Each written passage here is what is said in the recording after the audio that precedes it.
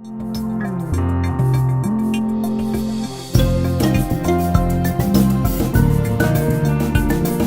going to get a bit of a more national perspective here from Peter Wood, who runs the National Association of Scholars. Just wanted to mention that that is the parent organization of the California Association of Scholars that I run. And Peter also has some real street cred in higher education because he was tenured on the faculty in anthropology, I think, at Boston University. He's written a number of books on what he's going to be talking about now and has a lot of interesting ideas.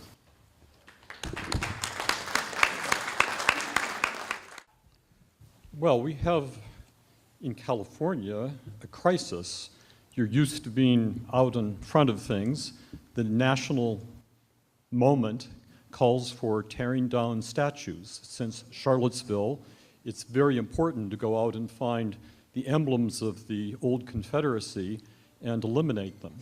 California is very short in this category.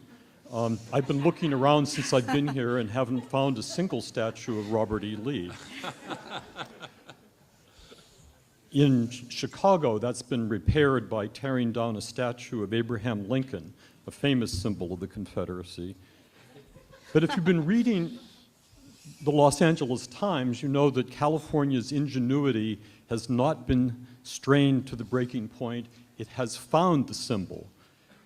The white horse, Traveler, used at USC sporting events, has the very same name as Robert E. Lee's horse. So you have your moment. Social justice can be achieved in California after all. Now, I do want to give some space here to sort of the other side of some of these issues. So here are 20 students speaking in unison at Pomona College a few months ago by letter to their president. Free speech, a right many freedom movements have fought for, has recently become a tool appropriated by hegemonic institutions. It has given those who seek to perpetuate systems of domination a platform to project their bigotry.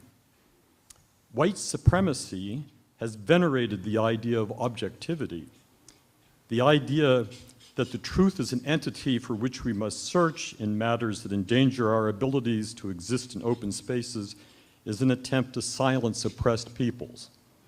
So the voice of today's youth, or at least 20 of those youth at an elite college in this state, is that there is no such thing as truth, and that those who speak for it are really engaged in a racist plot. Now, that's background. Most of you are probably familiar with that statement or things like it. California once had the best public higher education system in the United States. Hands down, no real disagreement about that. Perhaps in the world. It also had many of the best private colleges and universities in the country, and its K-12 schools were, by general consent, the tops in most areas. None of those statements could be made today without some complicated qualifications. There are some really good colleges and some really good schools and some really fine teachers in this state, and I wouldn't want to phrase this in a manner that makes them diminished in any fashion.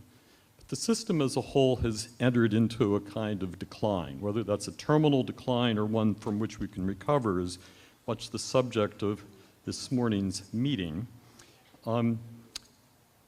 Now, as a college professor used to a good 90-minute lecture, and as a writer of books whose job it is to take simple subjects and complicate them, I'm really given a hard assignment here to counter all my instincts. So I'm going to do this in one way. I think that the three main problems can be put under the three F's: forgery, forgetfulness, and ferocity. Now, by forgery, I mean planting of false stories, creation of narratives that just aren't true.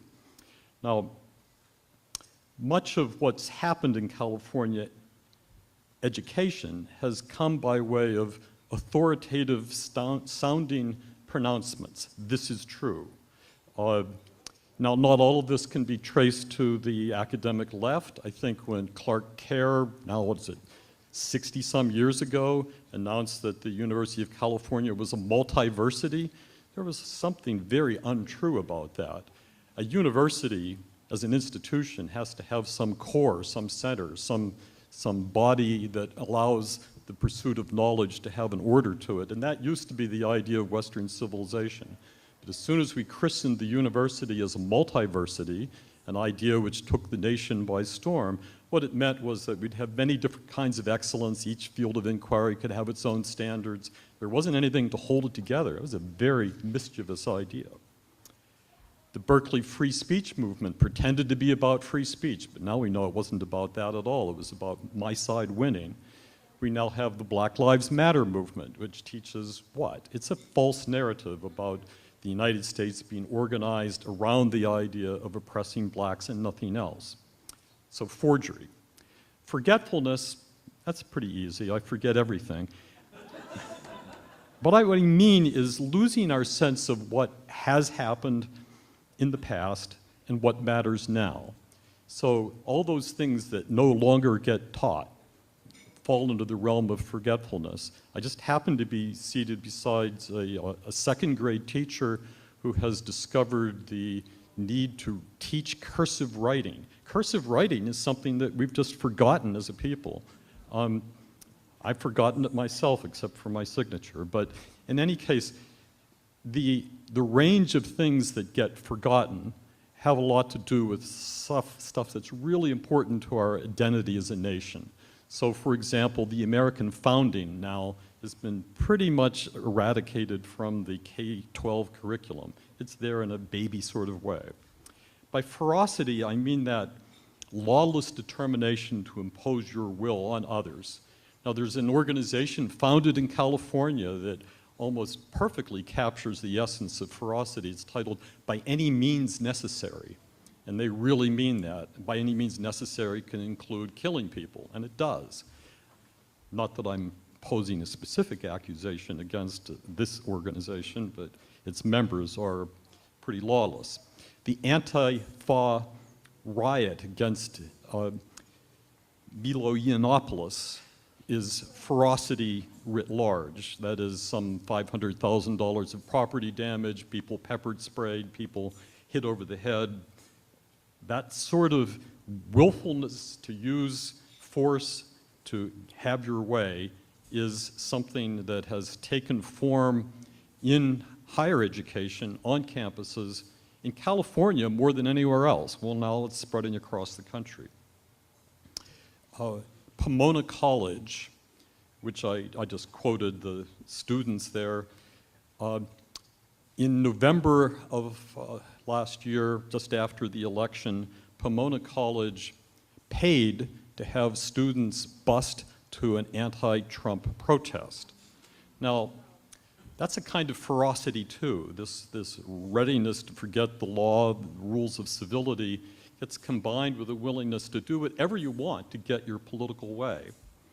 Now, having thrown those out as the three labels of what's going on, in my final 2 minutes, I'm going to say ferocity includes things like the University of California's prohibition on microaggressions, all those words you can't say. Like if you say America is a free country, you are committing a microaggression. If you say, hey, where are you from? You're committing a microaggression. Now, that seems to me falls in this category of forgery. You're creating a false narrative about what can be said. You're forcing forgetfulness on people because the kinds of things that we say to feel together as a nation get vanished.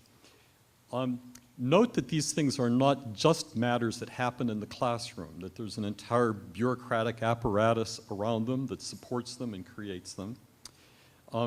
In forgetfulness, I would mention the rise of something I call the new civics. My organization did a report earlier this year titled Making Citizens.